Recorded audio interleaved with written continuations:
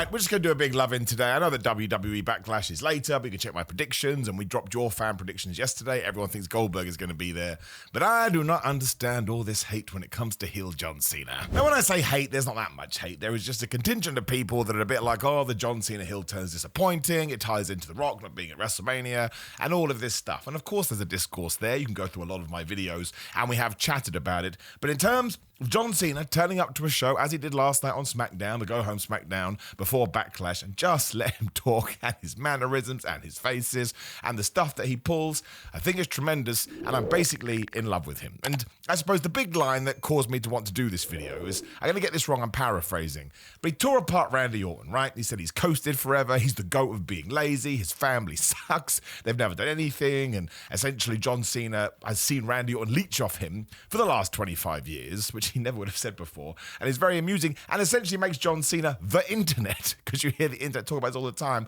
But then he said his career or the match tomorrow, Randy's going to be much like his drug test from 2006, a complete failure. And I can't remember where it was somewhere on my social media, I think, or somebody paraphrasing or sort of quoting somebody else. But they were all like, oh man, if you'd said that in 2015 when you should have turned heel first time, this would have been way better. And that's true to an extent. We should have turned John Cena heel there, although you could argue the fact we didn't means we're having more fun now. But the best time to do anything is 10 years ago or right now. We're only like 6 months away from John Cena walking away from WWE as an in-ring competitor forever. I'm just happy I'm getting it. And sure, there'll be some new fans that'll be like, I don't understand what you're talking about, Mr. John. Two things on that point. One, they can Google it, and Google will explain it. And two, I don't need to worry about those people. I just need to worry about me. And I did see these two go at it back in 2006 to 2012, wherever the flub it was. And I never thought John Cena would ever drop anything like that. That's a risque line. He's essentially saying that Randy Orton was doing, let's not even name the drug, but that drug in 2006, which is why he wasn't able to pass his test. That is just crazy stuff. And when you go through the whole promo, it's just an evisceration of Randy Orton. He is doing the exact opposite of what you're taught in wrestling, which is build your opponent up. Because otherwise, if you beat them, you beat nobody. And if they beat you, you just lost to a nobody. John Cena doesn't have to play by the rules because he's John Cena. Randy Orton is bulletproof because he's Randy Orton. So I think they are both operating at a supreme level where they know they can say and do whatever they want. They know they're legends of the game. They know that they are all-timers and they're going to go in the Hall of Fame and do all of this stuff. I imagine that Randy Orton ran up his dad and said he's going to say you did nothing, okay? And also the Legend Killer line. He was all like, oh, you call yourself the Legend Killer, Randy Orton. Let's go through the legends. They're all a bunch of like hopped up nobodies. He didn't say nobodies, but essentially said it doesn't even matter. You are absolute failure, essentially, compared to what you would have done, because you've had all the pretense in the world, you don't do any moves. Just love it, man. I love it. Everyone's like, oh, yeah, the bell's going to ring. They know what to do. I have gone back and watched that Cody Rhodes John Cena match loads. It only falls apart when Travis Scott comes out. Before that, it's very, very different and it's very, very slower paced than your usual WrestleMania main event. But there is something to it for me. I do not think it's one of the worst. Well, it depends. If you add anything else in it, sure, maybe it drags it down a bit. But in terms of what they were doing and John Cena doing axe handles, I'm just loving it, man. I'm totally, totally loving it. And while I would have loved the greatest hits run and John Cena doing the hustle, loyalty, respect thing properly, whereas here he's now taken that catchphrase and essentially used it to determine why he is the GOAT, the greatest of all time. This is just a joy, and it's a roller coaster. I think somebody else said this, so I may be stealing it from them, I apologize. But you weren't able to do this 10 years ago because John Cena just sold too many merchandise bits. He sold too many tickets. He was too important for the momentum of the company, whereas now the company's not relying on him. I mean, he's still a massive draw and a massive part of it, but think of all the other stars that we do have. They can take the brunt that John Cena used to do, so now he can be let off the leash just to run wild, and I'm just having the best time with it. Maybe I've said that once, twice, 3 times, 104, and I'm not mad at you. Of course I'm not. You're allowed your opinion. But, you see these things and your brain digests it and you feel it in your tum-tum. And I'm just like, I think it's great. Give me more of it. No idea who this random person was that ran in, pretending to be Randy Orton, I suppose, to trick John Cena, which meant Randy Orton could give him the RKO. And that's a copy and paste job. Sure, we did it the Raw after WrestleMania. We did it 2 weeks ago. And now we've done it here as well. But Randy Orton did cut a big promo last week when John Cena wasn't around. But do we really need to overcook this pudding? Can't we keep it as simple as possible? John Cena is not losing that title at Backlash. Randy Orton is going to lose, so he may as well get as much in now as he possibly can, and people love seeing the RKO out of nowhere. So, yeah, just serve me up a nice bit of pizza with some sauce and a soda. That's all I need. You don't need to throw extra things on the pizza. You don't need to give me a fancy soda. Just give me the things that I like. I think they're going to have a great match, and I can't wait to see the booking that WWE has planned. Although R-Truth was on SmackDown again with a Let's Go Cena sign, and Jimmy Uso was like, I told you not to do that. And he's like, man, I'm going to back my boy John till the cows come home. I think that's how the match ends. I'm convinced. I think R-Truth comes out and either accidentally on purpose helps John Cena or just does it outwardly, because again, he is the person he loves the most. And I don't hate that as an idea. I mean, for starters, it's better than Travis Scott at WrestleMania. I did a video about WCW and how awful it was in the year 2000. They would have had Travis Scott win the WWE title. So don't you tell me it's as bad as World Championship Wrestling. But I prefer R-Truth being involved. It does tie into a story that, WWE's been telling for the last 5 years. And maybe you can have R-Truth as John Cena's lackey for a little while. That would be super funny and super interesting. Or maybe that does happen and John Cena is so irate with this because he is a bad guy and has illusions of grandeur and he kicks the absolute crap out of R-Truth, which would get him a lot of heat. Because we all love R-Truth, although sometimes you do these things that are so dastardly it does a 180. But I'm actually all right with that as the finish. It's all about execution. Like, it sounds a little bit silly-willy on paper, but if you then do it, and it's fun and it's entertaining, and we just talked about it, it's Randy Orton versus John Cena. They have an open casting call to do whatever the flub they want. It's not going to make a difference to anything, with a bunch of other stories on this show too. So that's just it, man. I'm not going to say I don't understand the criticism, because I hear you, to use 2025 speak, but it does not land the same with me. Every time he comes out with that towel and being slow and ignoring Stu the cameraman and getting in the ring like a normal person instead of sliding under the bottom rope, I get excited. I always enjoy what he says. I think he has wonderful delivery because he sounds so mad. And before he got RKO'd here, he held the title up and just made a face. I think that's what I'm going to use for the thumbnail. So you can see it there, although I'll make sure it's up there too. I'm a huge fan. And if it starts at SummerSlam and he does the last few months as a fake babyface, fine. If he goes all the way through December, then he'll become a magic babyface as soon as he loses his last match, because that's just going to happen with the WWE Universe.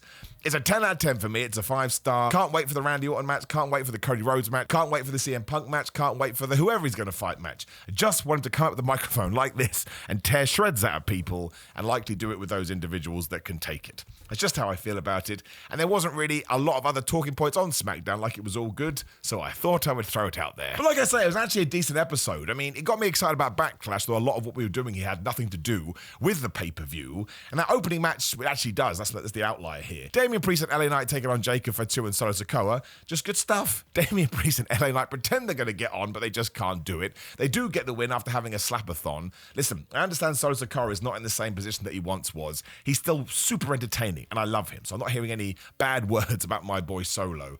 And then, obviously, they get the win. LA Knight and Damian Priest start fighting. Jacob Fatu is like, well, I can take advantage of that. Drew McIntyre comes back, teleports in, Claymore kick, he holds the belt up. Drew McIntyre is not going to leave as the US champion. LA Knight's not, Damian Priest is not. I think it will be Jacob Fatu. There is a small chance that Solo Sikoa costs him, but I actually think we will then build to their feud with the US championship being on the line, which will help Solo too, because he'll be back in that program. I kind of feel like Drew McIntyre's going to go after Cody for no reason whatsoever than the fact that Cody will need a feud. And LA Knight and Damian Priest now, I have to presume, are going to feud with each other, because we haven't really done that and they really hated each other here. So that's the benefit of the layer of depth that SmackDown has. I'm up for all of those things. And here, LA Knight was the more, what's the right word? He was cheered more than Damian Priest. You could tell they're both popular. They both feel like big stars. But if that's the case, you probably have to turn Damian Priest back heel. He's only been babyface for like a year or whatever it is. I can't remember when his official turning point was, but that intrigues me too. I just love the positions they're both in. LA Knight I'll watch do anything. Damian Priest I'll watch do anything. So this, I guess the problem here is that we had maybe three or four, I think it's 3 tag matches on WWE, and they all fell into the same playbook, but the weird part being is that they were all good. There's all a bit of interference. There was always the hot tag and the big old brawl and stuff. So sometimes if you are going to book multiple tag team matches, maybe you need to move away from that. But they all did a damn good job, as did this, and I'm still booking my boy Jacob Fatu. But then, yes, the other tag team match was Chelsea Green and Piper Niven versus Zelina Vega and the returning Alexa Bliss. So that's a big deal. That's cool. It's funny as well, because during the setup for all of this, the Secret Service are still mourning their US title loss. So Chelsea Green is like, oh, Zelina Vega, you have no friends. And Zelina Vega went and found a friend. And this is what I said on Ups and Downs for SmackDown and What Culture Wrestling. Please go and subscribe and watch that. And subscribe to me too. It's right there looking at you, all lovely jubbly. Shouldn't have said that. But Nick Aldis had nothing booked for this SmackDown. SmackDown. I think 4 matches were impromptu bouts, so thank goodness people did fall out. But yeah, Alexa Bliss coming back is always awesome. She's super over, maybe more over than she ever have been. She wins the match. She hits the Sister Abigail DDT. I'm not 100% sure she's inserting herself into the US title program, though, because later on, Charlotte Flair also returned on this show, and they had a conversation. Alexa Bliss is like, I think we need to talk, Charlotte, and I cannot for the life of me figure out what that's going to be. Charlotte Flair did say she wanted to go for the World Championship. She then threw a tantrum and left the ring because she kept getting booed. Jade Cargill told her to go to the back of the line. So maybe all of these people are going to be in the world title mix instead, but I do not know. Because the rumours, and there are always rumours, nobody knows, take them with a pinch of salt, is that Alexa Bliss was going to be part of the White Six. The White Six still haven't returned from TV. There was a report that Eric Rowan was training in the Performance Center, so that's a positive sign. Charlotte Flair and the White Six doesn't really feel like it's something that you would do. But look at my face, right? It's got me intrigued, and that's what you should do. But anyway, she comes back here. She beats Chelsea Green, who is just she called herself the female version of The Miz, and she is. She's totally bulletproof, and she's totally wonderful. And then, yes, we had the Street Profits versus Fraxium, and we had Andrade and Phoenix taking on Los Garzas. Both really, really good tag team matches. And the latter, of course, is building to, you would imagine, the falling apart of Legado del Fantasma. As everybody on SmackDown breaks up their relationships, it's happening all over the place. But that was super duper good. And Berto got so mad afterwards and walked off. And at one point, Santos Escobar was doing the distracting tactic, but accidentally distracted his own guys, which he didn't mean to do. And that's probably leading to the reunition when WWE, the debut of the Lucha Brothers, which is no bad thing. I'm a bit worried they're going to be on the SmackDown tag team scene because Raw is in desperate need of duos, but we'll have to wait and see it play out. And Andrade always getting anything to do. It's nice because sometimes he doesn't appear. And I really, really, really loved, I want to underline this, Fraxium versus the Street Profits. But there is a part of me, my nerd part, that I hate. That was like, man, did we need to do it this soon? Because they did fall out with the Motor City Machine Guns and DIY later, and there's Pretty Deadly and some other teams, like Legado del Fantasma, for example, and now Andrade and Phoenix. It kind of feels like Fraxium could have won a few more matches here. But I do understand what WWE was doing. They did address the elephant in the room, because Angelo Dawkins was like, no, you don't get a title match, you absolute idiots. And Nick Aldis, again, who hadn't arranged a show, said, I'm going to book it anyway. And then, yeah, I mean, it was superb, and it tied off the fact that the Street Profits are still broken and injured from their TLC match, and that's how Fraxium was able to win. And I like that caveat. It's just, I think my worry is, and this is why we did the Motor City Machine Guns thing in the back, or the DIY thing, is that we've now established that they can be the number one contenders, they can get a shot, but we won't get there for a few weeks. I think I would have liked just to have done it the other way around, but I'm being so nitpicky here. It doesn't matter. And if anything, remember what the NXT call-ups used to be like. This is way better. Fraxium, Axiom, and Nathan Frazier have been called up, won 2 matches, and beaten the tag team champs.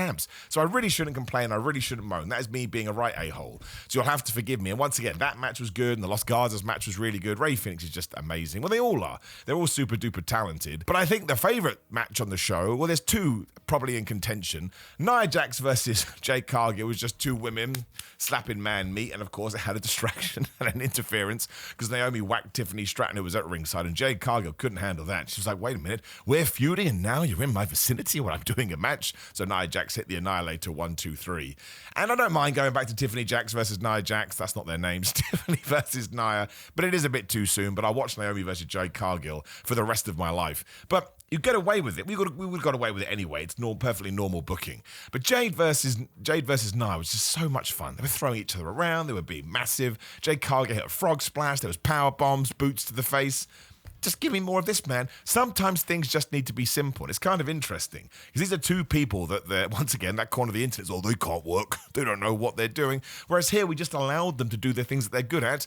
And I was going to say it's a perfectly acceptable match. It wasn't. It was flubbing excellent. And I would have watched them fight 5 minutes more. And that was the same for Aleister Black and Carmelo Hayes. Obviously, he's doing this stuff with The Miz. And I don't know whether we carry that on or not. I mean, The Miz jumped on the apron too. So people, please stop jumping on the apron. But it was the finish that was so good. Like, they were so smooth together. They clearly had quite good chemistry. And when Miz did jump up there, obviously there's a big shenanigans, and a Carmelo mates, Hayes actually accidentally ran into his friend. So Aleister Black hit the most devastating move in all of sports entertainment, the surprise roll-up. But it was just how effortless it all looked. Like, that move is overdone, and it's ridiculous, and it's a crutch. It's when you don't actually want somebody to lose, they hit them with the roll-up. But when you can pull it off as good as this, I had no complaints, especially because The Miz then ran at Aleister Black, and he hit the coolest black match you've ever seen, and he just walked off. He also cut like a backstage vignette video promo earlier, which really helped his spooky wookie, but now serious, I'm going to whip your ass character, All of it just worked. And that's the same for all these matches that we've gone through. There was nothing bad on this show whatsoever. And it was just solid. But it was that kind of solid where you're like, yeah, man, that's what I'm talking about. I need more of this. And like I say, you had the Charlotte Flair meltdown and she fell out with Jade Cargill. So we're planting seeds too. I think there was one of those backstage when you see someone in the background on this as well. But I've forgotten what that was. But yeah, it's interesting. The only things that really sort of tied into Backlash, I think I'm right in saying this was the John Cena stuff and the US title stuff. But everything else has now told you, well, you should tune in next week because we're going to do a bunch of other stuff. And that Alexa Charlotte thing has really got me because I can't figure it out. So awesome stuff. I'm in love with John Cena and everybody feels like they've sort of raised their game recently. And the tag team scene is there. I don't want it to fall back into the thing we were doing before WrestleMania where well, you attack us and we attack you, then somebody else will get involved. I think we can do more. But if we can start giving them promo time and start stretching out the stories, at least we got that between the Street Profits and Fraxium. Well, it's in a damn healthy shape. And again, every single match, really good. Really, really, really good. Even the Alexa Bliss tag match, which was just there to remind you, oh yeah, Alexa Bliss is, somebody you want to be here. It worked. It all worked. And if you want to do Nia Jax versus Jade Cargill down the line, I think that was meant to be the WrestleMania match at 1.2. Or that was the rumor or something where it was on that whiteboard. Oh, I would have taken that. And again, Naomi I just love heel Naomi. I just do. She's so funny. She makes me laugh. So all in all, good old stuff. But more importantly, I want to know what you thought about SmackDown. Drop me a comment below. Like the video, share the video, and subscribe. Click that notification bell. Click the subscription thingy too. Click the video on the screen for my official Backlash predictions. Actually, no, we'll put your fan predictions up there because they're meant to be funny and they really made me laugh. And I think we all need a bit of joy. Otherwise, grittermind.com/Simon. These ship worldwide. Get 10% off and sometimes more. I promise you, if you're into the gym, they're going to help you. Come follow me on social media at simonmiller316. And then it's Simon Miller on Cameo. They're really cheap at the moment. Simon J. Miller on TikTok. Big Cartel and Pro Wrestling Tees for my merchandise. And now I shall rest. I will be back tomorrow to talk about Backlash. Enjoy it if you're watching, and I'll see you then.